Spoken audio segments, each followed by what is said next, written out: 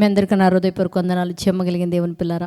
మీ హృదయాలు వెలిగించే మాటతో ఏకుని యేసయ్య ఈ మాటలు తీసుకొని మీ హృదయాలనే తలుపు దగ్గర నిలబడి తడుతున్నాడు మీ హృదయాలు వెలిగించాలని. కనుక మన హృదయాలు వెలిగించబోయే ముందు రాత్రికాలం నుంచి మిమ్మల్ని, మీ కుటుంబాన్ని, మమ్మల్ని, సంఘాన్ని, భూమి మీద ఉన్న ప్రతి బిడ్డని కృపతో జ్ఞాపకం చేసుకుని ఊపిరిని జీవాన్నిచ్చిన దేవుడికి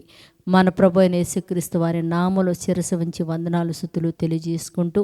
యేసయ్య ఏ మాటల చేత అయితే దేవుని మాటల చేత ఈరోజు మన హృదయాలు వెలిగించాలనుకుంటున్నాడో ఒకసారి మనం ధ్యానం చేయగలిగితే దేవుని పిల్లరా, మొదటి కొరింథీయులకు రాసిన పత్రిక 1వ అధ్యాయం 18వ వచనంలో రాయబడిన మాట మనం చూడగలిగితే దేవుని పిల్లరా, శిలువను గూర్చిన వార్త రక్షింపబడిన వారికి దేవుని శక్తి అయి ఉన్నదంటే, అంటే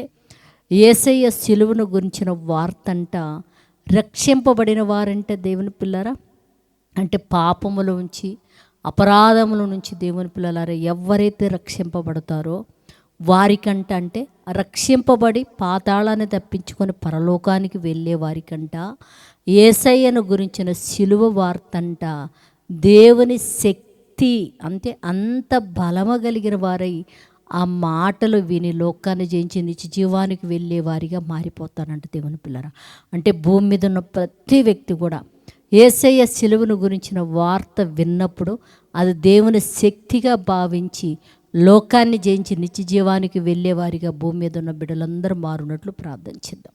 పరిశుద్ధుడా, చెమ్మగలిగిన మా పరలోకపు తండ్రి, నాయన నీ కృప కలిగిన నామానికి వందనాలు తండ్రి.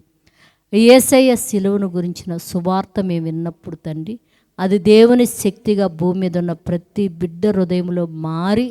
లోకాన్ని జయించి పాతాళాన్ని తప్పించుకొని నిత్య జీవానికి వెళ్ళటానికి అట్టి భాగ్యం భూమి మీద ఉన్న ప్రతి బిడ్డకు పెరిగిమని అడుగుతూ తండ్రి, తాగుడికి ఎంతమంది అయితే బానిసలుగా మారి నీకు దేవాలయంగా మార్చాల్సిన శరీరాన్ని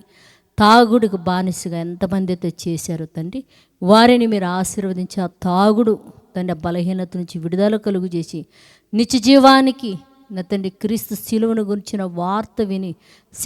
మంతులుగా మారటానికి కృప చూపమని అడుగుతూ తండ్రి, పొట్ట చేత పట్టుకున్న ఆయన పొలం పని అని, ఉద్యోగాలని, చదువులు,